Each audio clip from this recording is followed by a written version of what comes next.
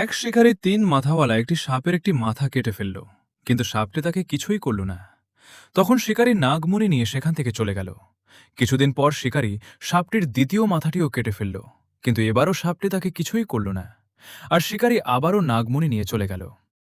একদিন এক তান্ত্রিক শিকারীকে জিজ্ঞেস করল, তুমি এত সহজে নাগমণি কিভাবে পাচ্ছে?